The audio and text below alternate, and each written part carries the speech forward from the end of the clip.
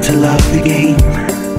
Get on down to the roulette wheel and pray that the end comes and wheels will win its way. The hotel's not a lie,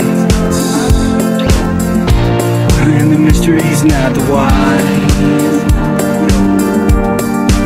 Oh no, silk is not the crime. No, it's the love, and it's the love.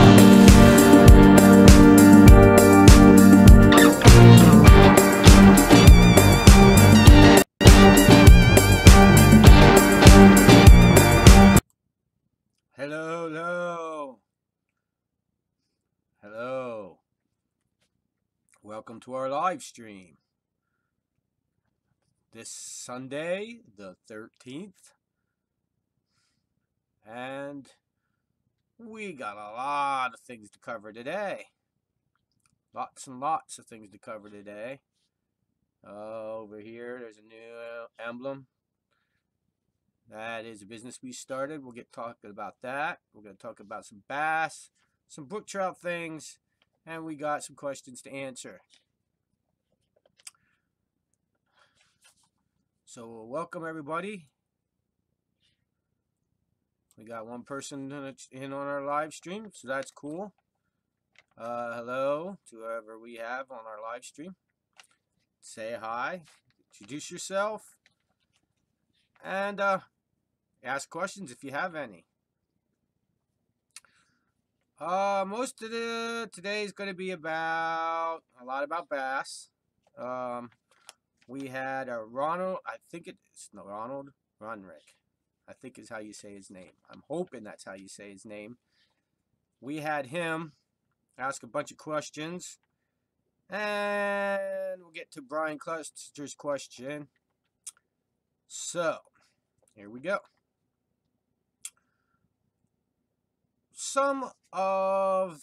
We'll cover all the bass things. The first thing we're going to cover is going to be dry flies, and what else could you use as far as terrestrials for brook trout. As far as dry flies, around this time of the year, which is really cool because when Tracy gets off today, we're going to go fishing, because today so far the high temperature has only been in the 60s, low 70s. When I was up at the creek and I left the creek today at 12 o'clock, it was only 65 degrees. So that's cool. The water temperature, you know, then is below 65 degrees. So we're going to do some fishing, and the water temperatures are coming back down, and which is really great because now we can start fishing again. And bigger creeks, we go back to the bigger creeks. So some of the excuse me, here in Pennsylvania, the only fish that are wild to Pennsylvania is brook trout. The state puts in, however, rainbows, browns, and depends on the size of the creek. Now, them little creeks we just caught them rainbows on, that creek, if it was back in the day, it would only have brook trout in it. But they stocked rainbows in there, and these rainbows gather in these creeks. But if you're going into like all natural or it's all brook trout, right now I would use very small caddis patterns, are great dry flies to use now. Today I seen blue quill coming off, and by the way, I didn't get much footage today. I could have caught a lot of fish, but I was trying. It was a big brown trout this morning, and I just couldn't get him hit on anything. And I think he was laying. You have to walk across the bridge to get to the other side of the creek, and I walked across the bridge. I think that's what I think. He was laying close to the bridge and spooked him. But almost all the ones, the rainbows they stick in, are farm raised. Well, yeah, hatchery fish. I guess that's what you call farm raised. I don't know. Here we call them hatchery fish. They're raised in a hatchery at Taylorsville, and they're stocked in White Deer, Penns Creek, I don't think Pine Creek gets their fish from Taylorsville. They get somewhere up north. But almost all your creeks here in Pennsylvania are stocked. There's very few. I mean, even your catch and release fly fishing areas are stocked. Now, there's a lot of holdovers. And like the one I caught today was a brook trout in a stocked creek, but it was very pretty. It was a holdover, at least from last year. So yes, they are. I guess, did I answer your question, Dave? Is that what you call farm raised hatchery trout? I guess. Yeah. Now your brook trout don't have to come from a hatchery. They'll raise in the creek that you can catch them in all sizes. They're in waters that they never stocked ever. You go up in the mountain streams up here, and you catch little 4 or 5 inch brookies all day long. They never put a fish in there. So the dries I would use, I'd match the hatch nowadays. So what, caddises and your blue quills. And then I would always drop a little teeny midge off of it. Size 18, 20 midge, beadhead midge, with the teeny little smallest bead you can get in your area. I'm sure my small, beads I can get here depends on where I go, or a lot different. And so I'd use a small, really teeny bead and midge fish. So that would be your dries. I just stick with what sizes. Heck, we have a little creek here, and it has a heck of a green drake catch. They're not as big as they are on the bigger water like Penn's Creek, but they're still a really big green drake catch here on Spruce Run, which I'm just learning that this year because somebody told me, hey, make sure you check out Spruce Run because that's where they go during the drake. But you don't, if you didn't see my videos from before, go check them out. You don't really want to be on Penn's Creek on the drake. That's loaded with people. It's just not my fine time to be there. It's when there's 100 million people on the creek. But anyway, and as far as terrestrials for brookies or even on smaller water, flying ant, which I didn't cover in the video yet. I have some. I tie them, and my summer fishing is so very little time spent on the water in the middle of summer that I tied 5, I think, 4 years ago, and I still have the same flying ants. I never lost one yet, but flying ants. And there was a that Ronald Runrick, he said that some about northwest Pennsylvania not having grasshoppers. I don't know. I know nothing. I don't know nothing about that. Never been that. I mean, we have buns of. I can't believe you wouldn't have grasshoppers. We have tons of them here, but something you probably do have is crickets. I'll cover that too soon. There's a lot of videos I got to cover. Black cricket. Another one is, I'll tell you what a classic is if you don't have hoppers, but if you're up mountain fishing, is a hopper and the green weenie as a dropper off of a hopper. Killer combination.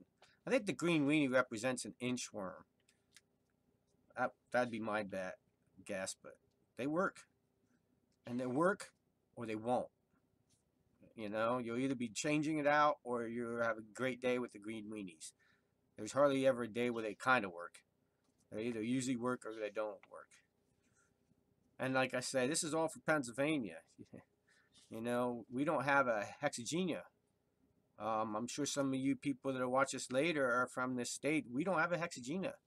I haven't seen a hexagenia on any water here.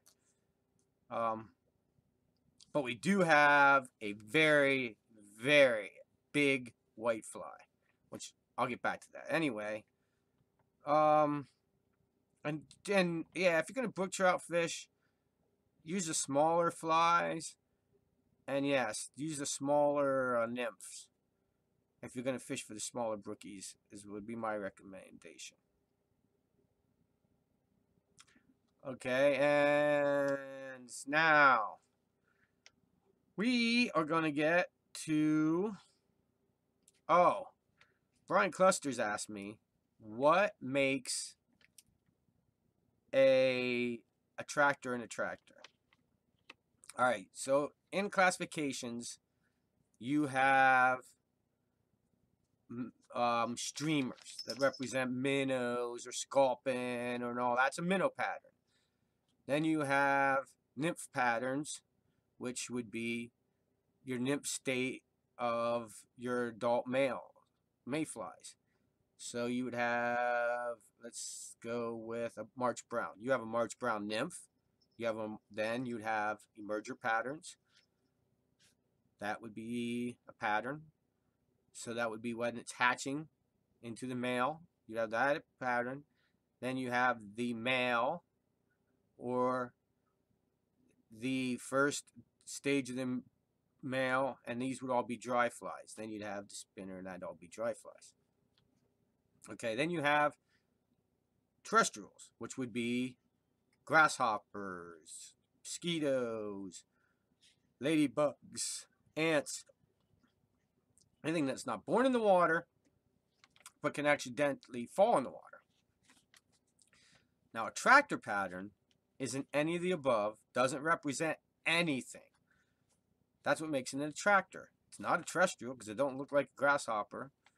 It ain't a dry fly, it don't look like a mayfly, caddis, or any of the other mayflies.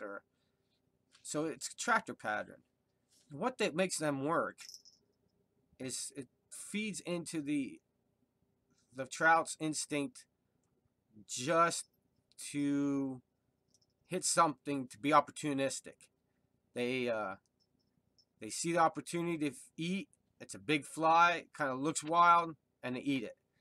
It's just to bring up that curiosity in the fish.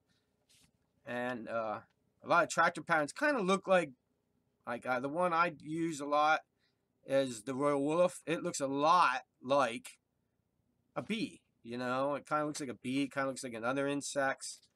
So, but it doesn't represent any insect. That makes it an attractor. So here we're going to start on this Ronald's questions here, which I see he hasn't been here yet. So I guess he's going to watch this in the replay.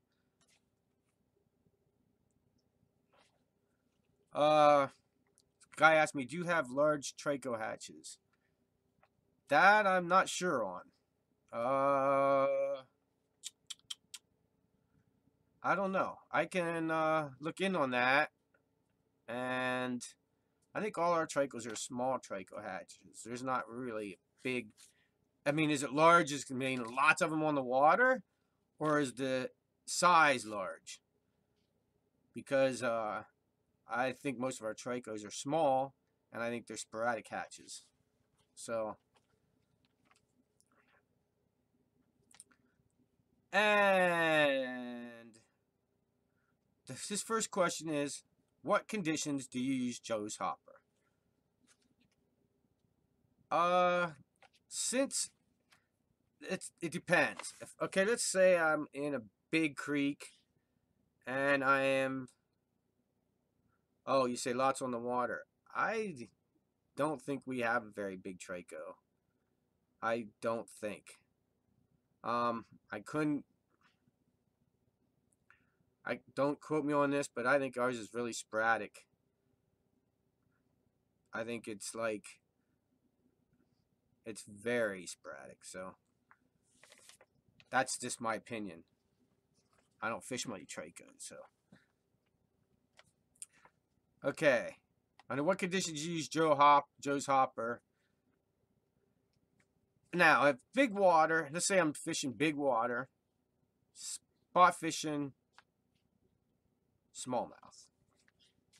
Okay, so I'm fishing smallmouth for smallmouth on big water, let's say Pine Creek. If you're in Pennsylvania, you'll know what I mean. If not, big water for smallmouth in dead pool, not really rapids.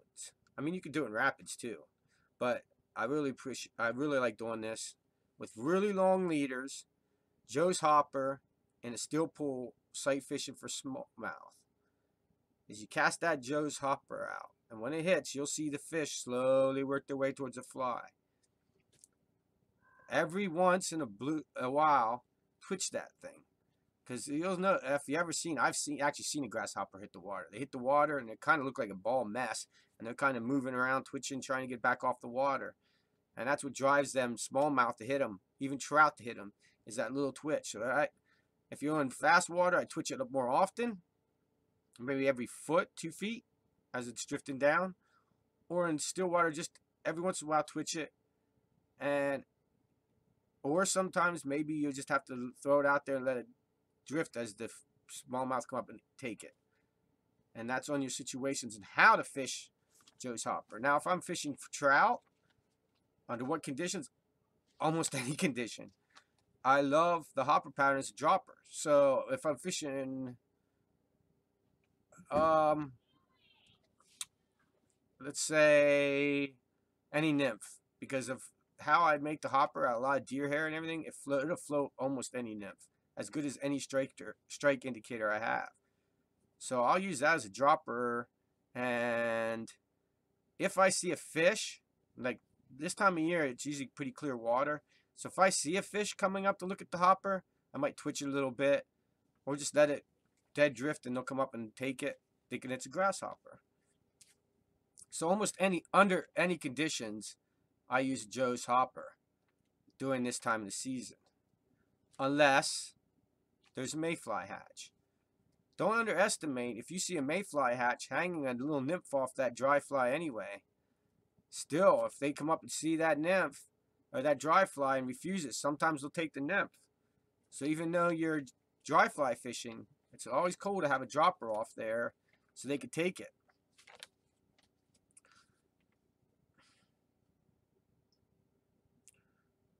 Dry flies for brooks. We discussed that. Yes, we did. And, oh, okay. We're going to discuss this in a break in the middle, and then we'll go to crayfish, terrestrials, and smallmouth. This thing right here, this is a new business we opened.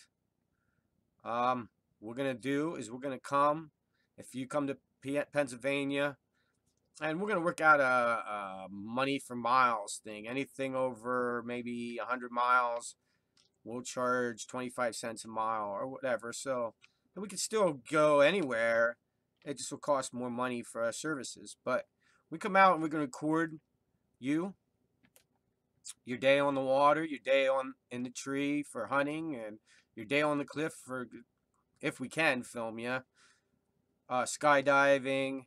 If not, we could come out and we can, for a pretty decent rate, we could just hook you up with one of our action cams if you're skydiving and have you jump out and record it. We could go up with the plane with you and make sure you're recording and you could jump, whatever. But we're going to film your outdoor adventures and then put them on DVD or thumb drive and send them to you. So you go check that out if you have any interest in that. Especially if you're an outfitter, check it out. Because we're going to start trying to get involved with you outfitters as an extra service. As an outfitter, you can add this service to your clients list. And they can record their day on the creek with you.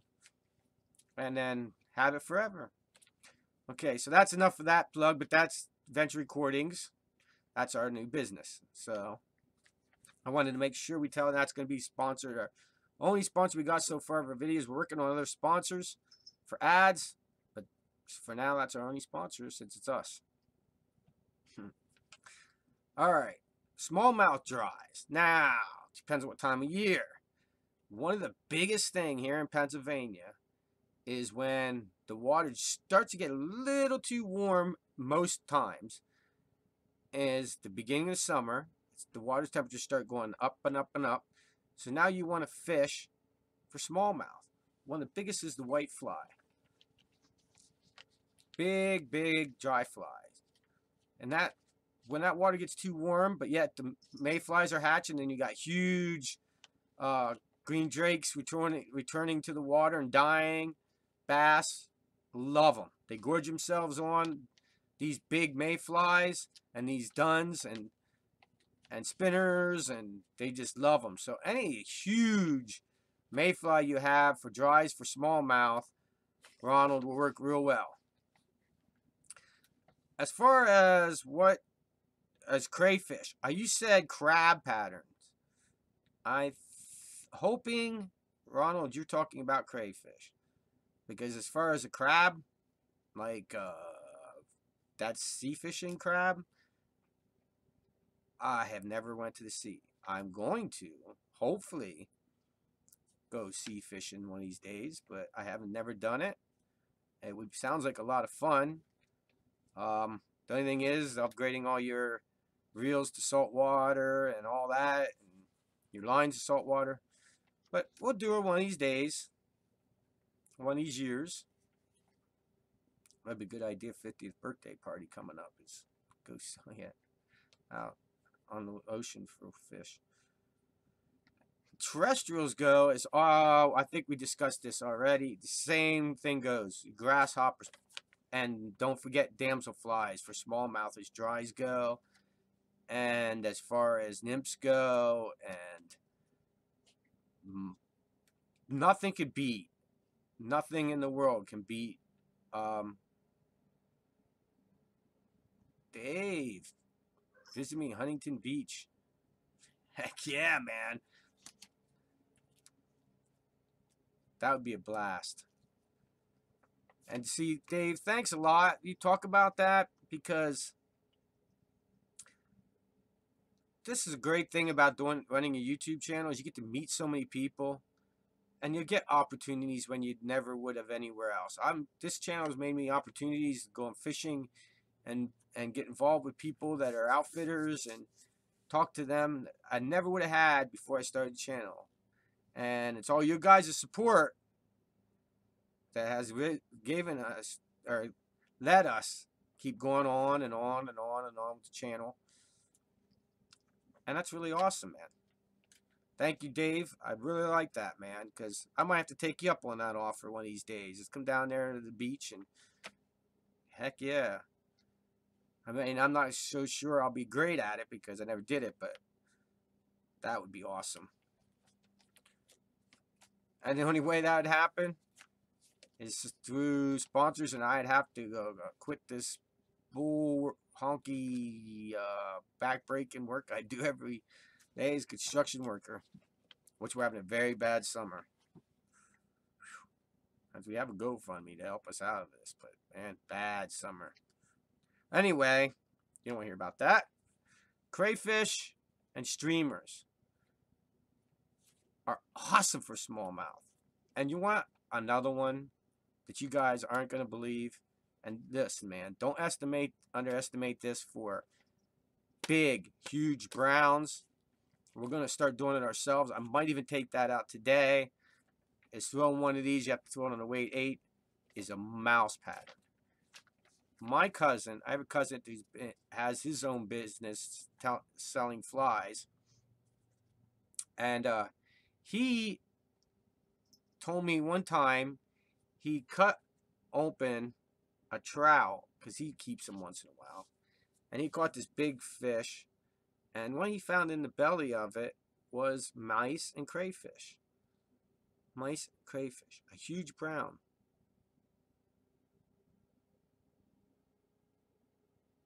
Hey, there's Ron. Hey, Ronald. Yeah, crab. I never heard it called crab. I'm sorry. Yeah, crayfish. I am going to tie one. I haven't tied very many crayfish. Right now I gotta tie more of these and stuff. But see, honestly, when I used to do, if I did a crayfish pattern, I'd buy it. But so I'm working on one. It has to be a really good pattern for me to cover it, or otherwise I'll just buy it. These crap ones that have, like, I've seen them where they take foam and the whole body's made out of foam, and you just basically put a bunch of dubbing on a hook and then tie this foam down on top, and it has the claws and the tail and everything. I don't want to show you how to tie that. So it would have to be a good pattern, and I'm working on them. Right now, I'm not very good at tying them, so I don't want to show you how to tie it and look like a joke. But yeah, I'm working on them. So if you're gonna go fishing with me, like most of the times when I'm smallmouth fishing, I'm streamer fishing. Whether it's Clouser's minnow or Sneaky Pete or whatever, you know, that's what I like using. I like using the streamers, and woolly buggers cannot be beat as far as smallmouth and variety of colors. See what color works that day. Can't be beat. I've caught more fish on a woolly bugger than as a streamer than any other streamer. No, I take that back. The white SOB. A fly that I came up with is probably, if you go back and look at our videos, the streamer pattern, you'll tell by the views on it. Back and look at that one. I have never, ever, ever caught as many fish on any streamer as I have the white SOB. The thing is dynamite. It catches so many fish all time of the year, whether it's smallmouth, trout, little trout, tie it in size 12, streamer hook, and then tie it in a size 8. And tie it in a size, you know, whatever. And just one size for smallmouth, littler ones for trout, and even brook trout. I'll attack them if they're small enough. You can't beat that fly. So if you're going to, hey, what kind of streamer do I recommend for bass? The white SOB. And black and white. Can't be beat. Kills them.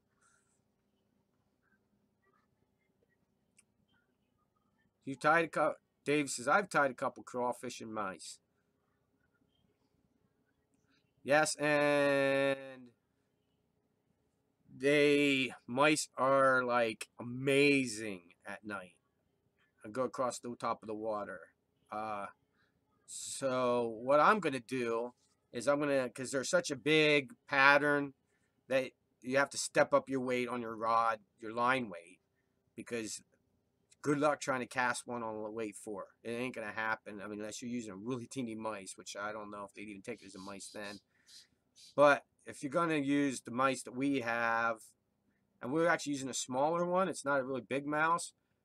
What I'm going to do is tie my mouse onto a size 8 and have it sitting on the bank, and then fish nymphs and that. And when the sun starts going down, then you cast out that mouse pattern across the top of the water. So look for videos on that. And let me tell you what, a big old brown hits a mouse pattern, there's an explosion that you can't even imagine. So look for cool videos on that. We're going to show fish hitting the mice. But yes, crayfish and mice are great for smallmouth. Amazing. Okay. Now I have a subject I want to talk to you about. Drink the coffee and light up a cigar.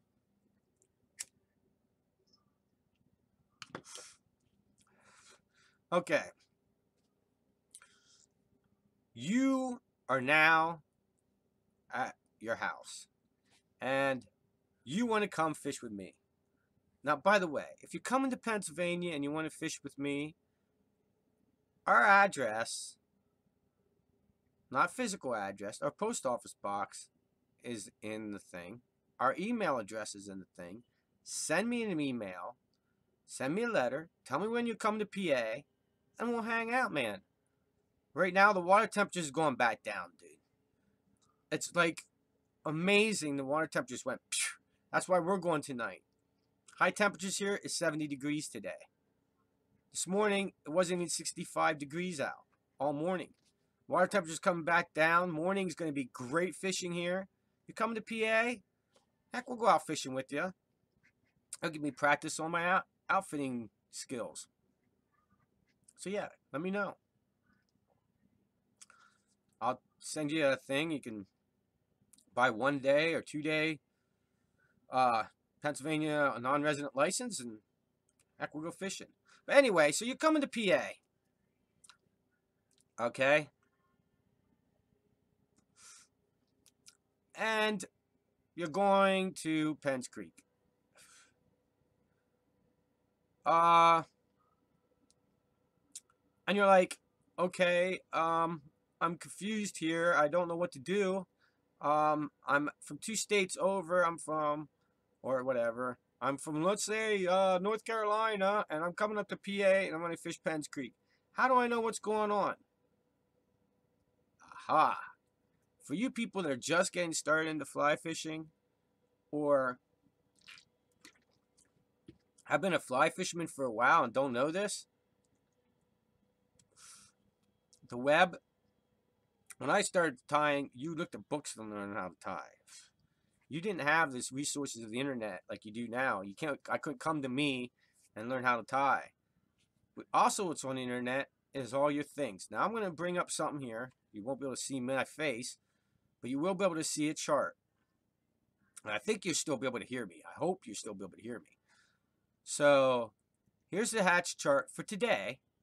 And it tells you water temperatures. Notice it tells you the hatches. It tells you what size. It tells you exactly what's going on the water today. And here's how you do it. Now, you can see on the hatch chart up at the top, there is the date, which is today. And it's TCO State College staff that puts this out. You can see water temperatures only in the 60s. Clarity is the same color. It means it's kind of like muddy. And fishing over lows. Look for ISO, Cahills, and blue quills to bring fish up. Niffing patterns. And it tells you hatches. ISO, size 10 to 12. Cahill, 12 to 14. Tan cat is 14 to 16. See, these are all your hatches. And here's your hot patterns down at the bottom. This tells you exactly what is on the water, man. So if you're going anywhere, if you're not in Pennsylvania, I'm sure that your state has these hatch charts for every creek. I could look up Pine Creek, and then it would bring up probably the Slate Run Tackle Shop.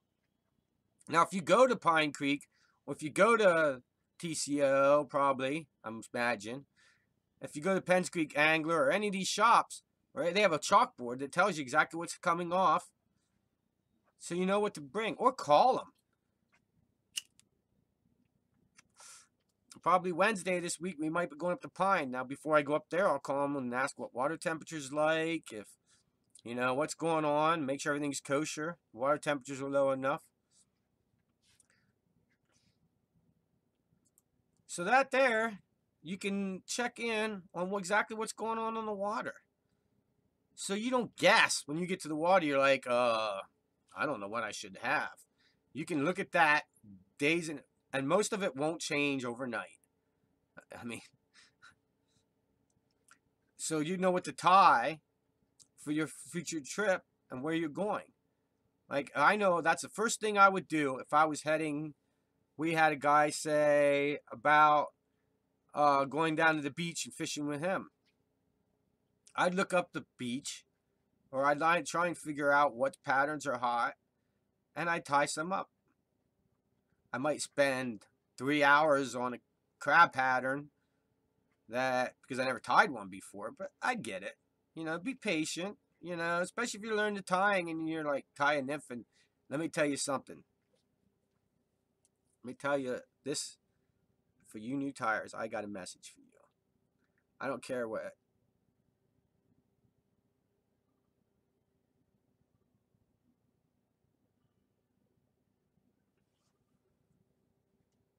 A blue-winged olive, bud.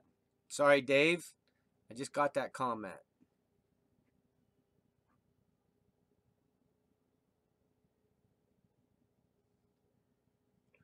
Yeah. Someone says you're giving away your age. Yes. I had to learn from books. And here's another thing. This is really going to tell you my age. When I started tying, we had bad necks. I'm telling you. Because I started tying late 70s, early 80s. And when we started tying, we had some Indian necks, or bad necks. We had to tie on 5 feathers, and your thorax was so huge, built up. I don't miss them days. And it was all book learning. I learned to tie actually at our courthouse in Union County, here in Pennsylvania, that gave out free tying classes. And I had seen that through my high school. It was announced, or I think middle school at the time, it was announced. And then I got interested in it, and I went to classes, and I took, I think, 2 years of fly tying classes before I even owned a fly rod to try out my patterns.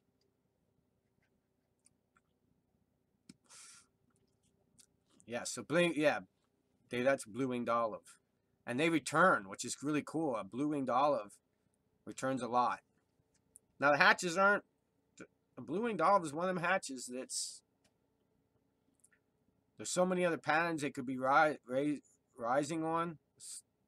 It depends on, and I'll tell you another thing is, I was starting to talk to you guys who are learning to tie. I had a message for you, and I almost forgot that. The message for you is, sometimes, even us tiers know that when we mess up a pattern, we don't throw it away. We clip it off, keep tying the pattern, make it look ugly, and I have actually had, I've actually had, sorry, hello Damon Drake, how you doing, bud? Anyway, I've actually had fish take that pattern all messed up before they would take the actual pattern that looked perfect. Them flies that are in people's box, that flies a perfect wings length, perfect tail length, fly looks perfect, is for the people that own the box, not for the fish. Because if you think that for 1 minute that a fish has a tape ruler and they're going to pull out a tape measure and they're going to make sure that tail is perfectly the same right length, or the body's perfectly out of the wings. And I'll tell you another thing. Here's something else. Think about this. Next time you try your dry fly and you can't get the wings straight, do you really think that a fish sees them wings? Think about this. The fly's coming down the water and it's coming up from underneath.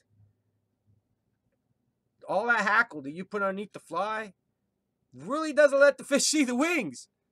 The wings are actually so that we can tie flies that look good. The only way I've had a fish take it, and them wings influence the fish taking a fly, is if the fly landed on its side and the fish could actually see the wing. Then they might be like, oh, that's okay. It's so much overemphasis on length of body, length of tail, length of wings, length of hackle, that it's for you. It's for the tire. It's for the people, so when they look in their box, everything looks uniform and nothing looks all crappy. Otherwise, they go, oh, you don't know how to tie flies. And that guy could be catching fish every day, all day long on them ugly flies. It's for the tire. So if you're a new tire, that's my message to you. Keep them ugly flies and just keep working on them. You'll get them eventually to looking perfect. I'm not saying you're going to catch more fish when you do get them perfect. That's all I'm saying. Okay.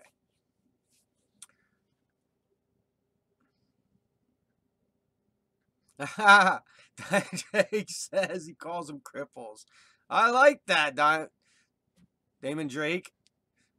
That he says he calls them cripples. I like that. For his flies that are messed up, that don't look perfect.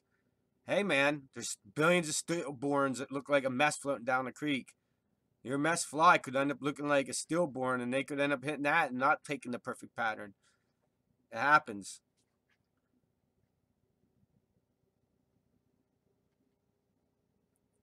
Oh, Dave. I'm not even going to try your last name. Lewix.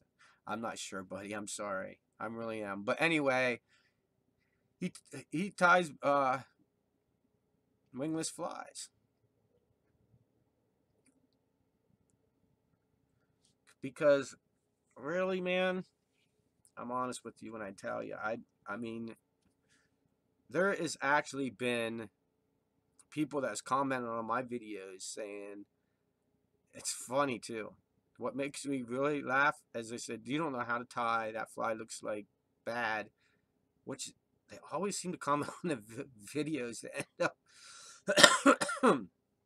If you're out there and you don't like me, for example, please make bad comments on my videos, because every time somebody makes a bad comment on the videos, they always go over like 10,000 views. So Please make many, many bad comments, and I don't know what I'm doing. So that I get great views. Cracks me up.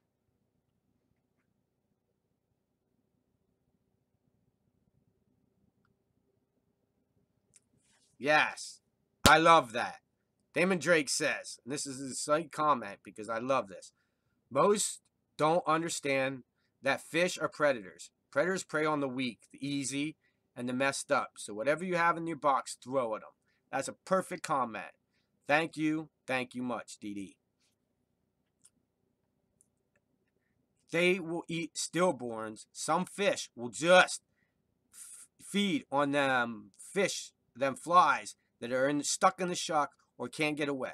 So now you know when a nymph comes from the bottom of the creek and it comes up and it's hatching, it builds up a gas bubble that brings it to the surface. Now, let's say that this nymph is coming to the surface. If that nymph fights to get to the back down to the bottom again and comes back up and fights again and bottom fights, a lot of these flies will die coming to the surface because they don't have enough strength to break through the surface film, and they'll die there as stillborns.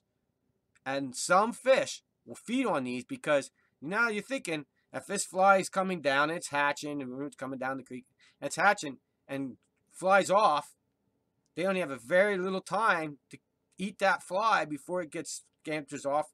And if they swim over and they go after it and it flies away, that's wasted energy. And they learn this.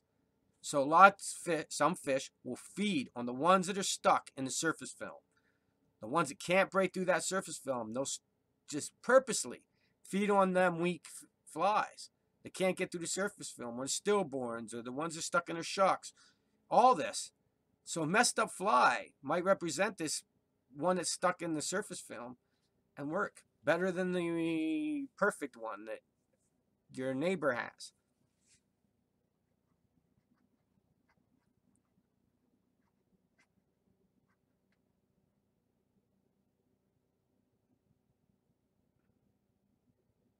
VAU. I don't understand that one, Dave. Just like to say VAU.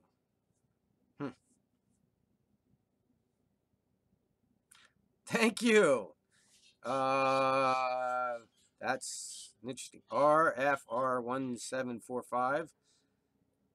Thank you. I'm glad you're learning something. The only reason I started a YouTube channel was bring to you free information that you might learn from that was given to me when I was a 14-year-old kid. And that was a long time ago, in the 70s. Someone took me under the wing and taught me to fly fishing.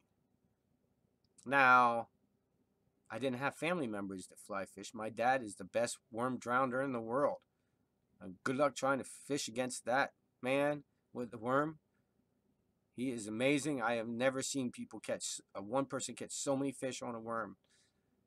So he would always tell me, why are you taking them flies with you? Drown some worms. You don't need nothing but worms. Just grab a shovel. So I didn't have the technical teachers around maybe once a year at the Trout Unlimited get together or somewhere like that. So spent a lot of times on the creek getting mad and stuck and in trees and flies that didn't work. And hang in there, man. Especially if you're a young person. Hang in there. It'll all come to you, man. And once it does, nothing in the world. I can't think of any other way of fishing. I own a spin rod. It hasn't been out in 10 years. Once I learned to fly fish, I tried picking it back up so I could fish with my brother in ponds and stuff. Nothing beats fly fishing, man. The fight is unlike anything you ever do anywhere else.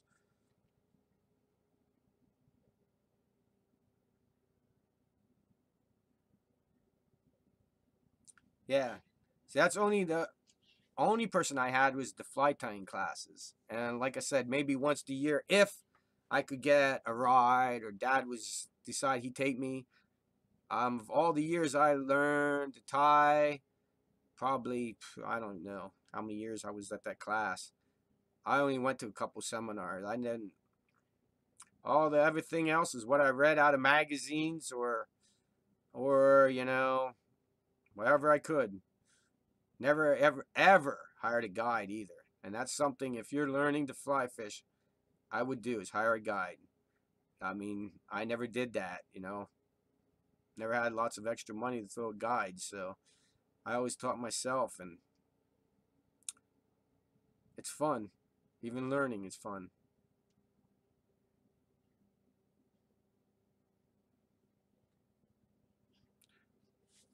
RFR1745 says, I'm a worm drowner too, but I'm looking into trying fly fishing. Are you in Pennsylvania, man? Leave me a comment. Tell me if you're in Pennsylvania. And we'll hook up maybe, and I'll teach you how to fly fish. Where you from? If not, maybe I can find somebody in your area to hook up you up with to teach you fly fishing, man. I definitely recommend it, man. It's awesome.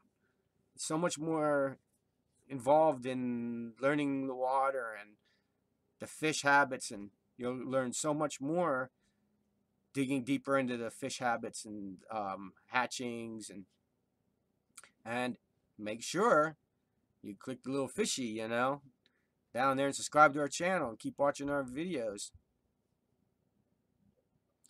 You aren't far from me? Okay, man. Here's what you do.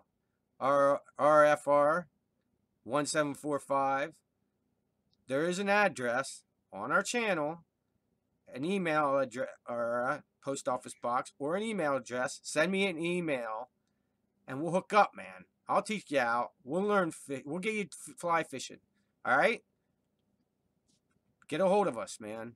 Either via email or actually a letter to our post office box, and we'll hook you up.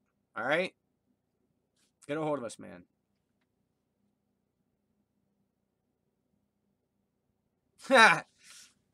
Diamond Drake says it starts with fishing, then goes to tying, and then you go insane. Yeah, right. Because you want. Here's the thing I've learned. Fishing so long is what happened to me. Is it was tying first for me, and learning the patience there. So I had a little bit of patience when I went to fishing. But then once I started, especially now I run the YouTube channel and I watch other people's videos. I spent hours on learning how to set up YouTube channels and all that. And I watch other people's tying videos. And it seems like every pattern that I learn, I want. I would have to literally, if I had all the flies I'd want, I'd have to have 4 people walk behind me with fishing vests on, carrying flies too, so I would have enough flies for every circumstance on the water that I could possibly face.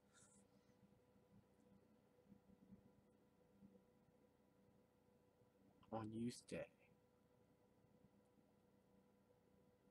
Oh, was that out here? Out on White Deer. He says, the guy says, you talked to me and my son on Youth Day. Right on, man. So you're real close to me. Yeah, man, get a hold of me. Send me a message. Like I said, email. Maybe maybe you and your son could get into it together, man. You know, fly fishing together, man. I taught my daughter to fly fish when she was. You haven't seen her in videos this year because my daughter got a job, and somewhere after she got the job, lost her birth certificate. That's only reason. She don't have ID to get a fishing license. That's the only reason you haven't seen her in the water. Trust me, she wants to be on the water. I taught her at 6, man, and time spent with your kids on the water is amazing and fun. And there's so much you could teach them.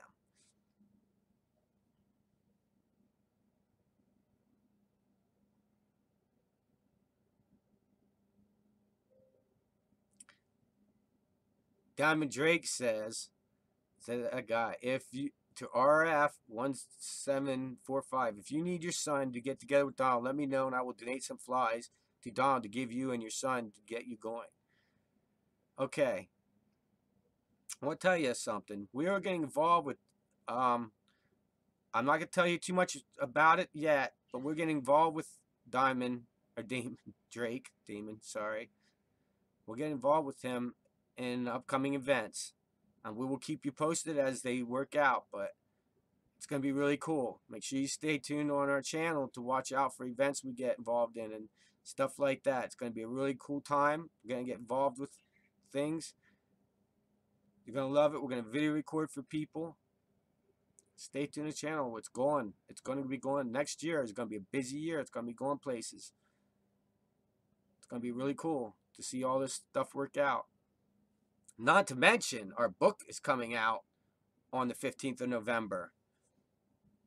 Yes, it is. So look forward to that. Buying that. Wait till you see this book. All the proceeds of that book go to the donations. All go to charity. So look, that's coming up, man. A lot of stuff coming up on for us in this channel. So it's really cool. I see our channel's taking off and meeting people and getting involved in things. It's so much. It's so awesome.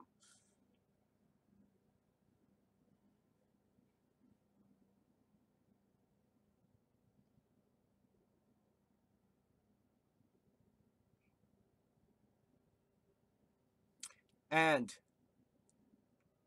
yes, if you want to learn fly fishing, or your kids want to learn fly fishing, me and you and your sons or your daughters, me and you, all of us, three of us could go out and we could learn together. We'll practice rule casting, go out here in the yard and practice. I'll come to your house. We can start practicing. We can get involved. I can, where you've off, you know, we got people that are willing to donate flies. You can see. It's an awesome way. Let's get the youth involved. When I went to stock white deer, the fly stretch this year, the Lewisburg High School was helping stock our fish. It was great with them young kids. Seemed so excited into stocking the fish, you know. But one or two of them, we can be there in the water and get them interested in fly fishing. That's awesome. You know, just one would be great. That's exactly why we do what we do. Is, you know, make sure that fly fishing is offered to our youth. And if you're a parent, make sure you give them the option. Learn that. It's something they'll love for the rest of their life, man.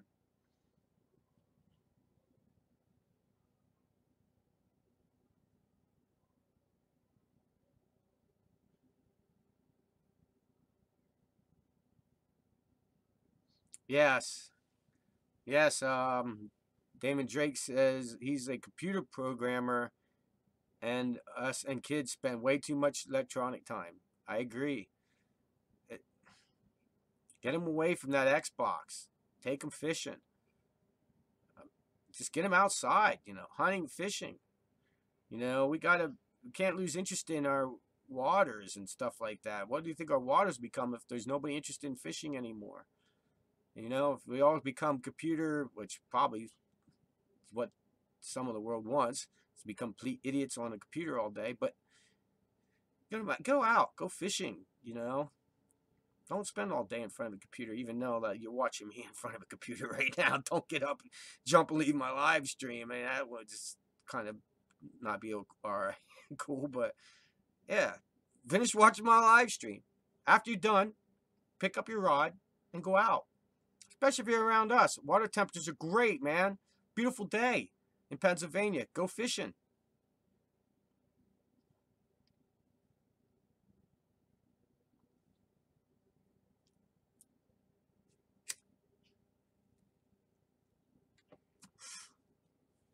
And remember, bud, RFR 1745. Make sure you get a hold of us. We're coming close to the end of our live stream, so make sure you send us an email or a regular letter in the mail. And if you don't know how to send an email, man, ask your kids. Your kids know how to send emails. You can get a hold of us on Facebook. Like us on Facebook. Become friends of us on Facebook. We talk on there. We'll get together, man. We'll get you off fly fishing.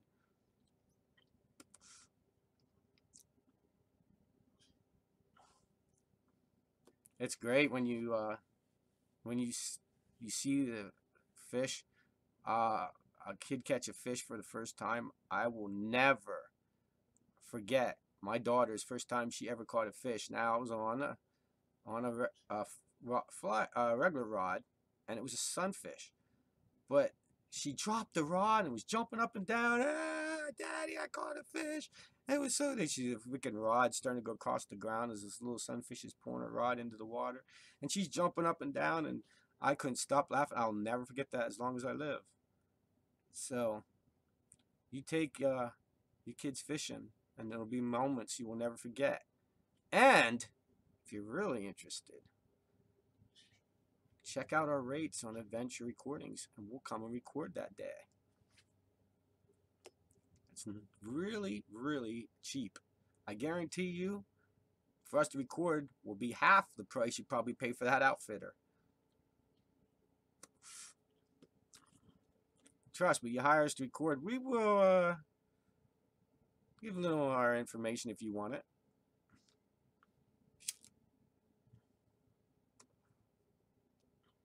Dave! Yeah! Dave says, I'm out, I'm going fishing. Send us pictures, Dave. Keep pictures. All you guys that go fishing, make sure you get pictures. Pictures. I want pictures. You send them to me on our Facebook. Send them. I love this. We can start making a photo of all the fans of this channel and their pictures. That'd be great.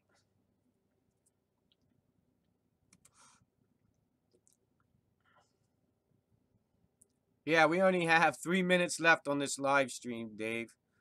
3 minutes. Which, any of you guys want to talk in the last 3 minutes? Any things you want to cover before I go away?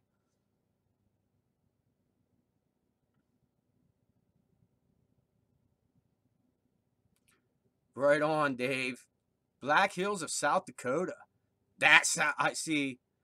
I wish I had the inflow of cash. Maybe someday we'll have a bunch of sponsors and I will spend days going out and to different states. But man, that would be a blast. There was nothing that would be more fun than just driving around, recording people fishing or fishing with people from all over the United States. I think a big goal of mine would be, before I pass off, is fish for trout in all 50 states. That would be awesome.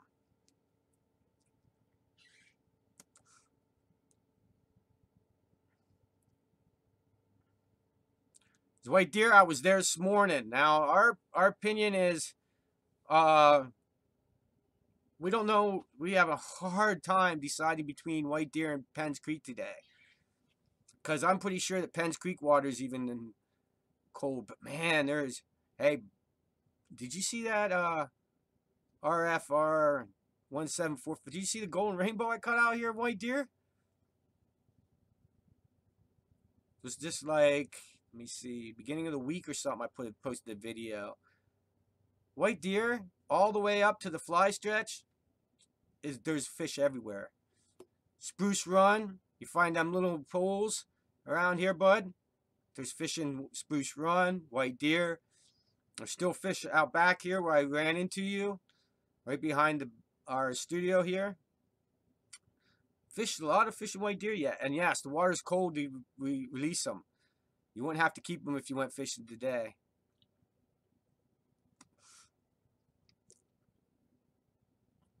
Dave says the bluefin tuna are biting in San Clementine. I think that's Clementine, right? Right now. Wow. Bluefin tuna.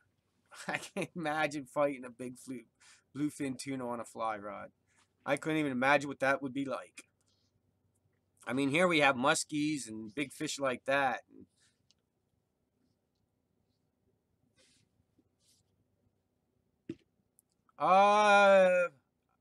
As to answer your question, DD, I like that. It's easier to say than Damon Drake. But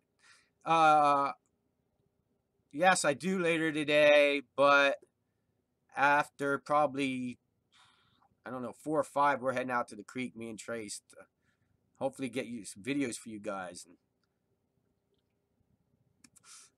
But yes, I will. And then after dark, we'll be back. So yeah, you can get a hold of me, man. Wow, we went through an hour. That was quick. I need to start talking to you guys, and this time goes by quick.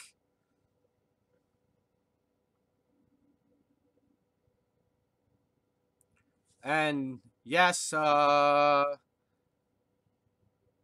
Damon or DD, get a hold of me after this. We could talk on Facebook or something. Or yes, you could call later in the week. Not Monday. Tuesday probably, or Wednesday would be good.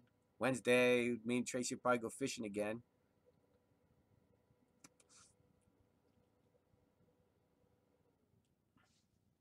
Yes, I just want to keep on talking to you guys, man. But anyway, thank you for watching our live stream. We're slowly improving on numbers. We had 5 people today. Make sure you tell all your friends about our live stream. Tell all your friends about our channel. Make sure you click the fish down in here and subscribe. We went. I got to give a good cheer. You ready? Yay! We made 800 subscribers. Woohoo! We're only 200 away from the big magic number of 1,000. And I'm telling you, things will unlock for us on YouTube at 1,000 subscribers. So, tell all your friends.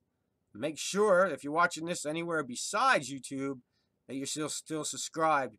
Even if you're watching on YouTube, make sure you're still subscribed. They are unsubscribing 50 people a day off of YouTube.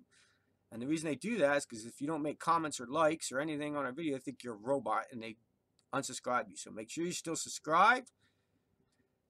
Thank you for checking us out and asking us questions. And make sure you post your questions below on the comments. For 2 weeks we'll do another show. Get your questions down there. Leave comments. I love to talk when you guys give me. This guy gave me, look, here's my list. Look at all that stuff he gave me to talk about. See that? That was Ronald Runrick. And that was awesome. I loved it. It was great to have all these comments and things to talk about. So make sure you comment. And I will give you credits like I just did him. And I did Brian Clusters with What Makes it a Terrestrial. I'll mention your name on our live stream and bring up your questions and answer them. So comment below.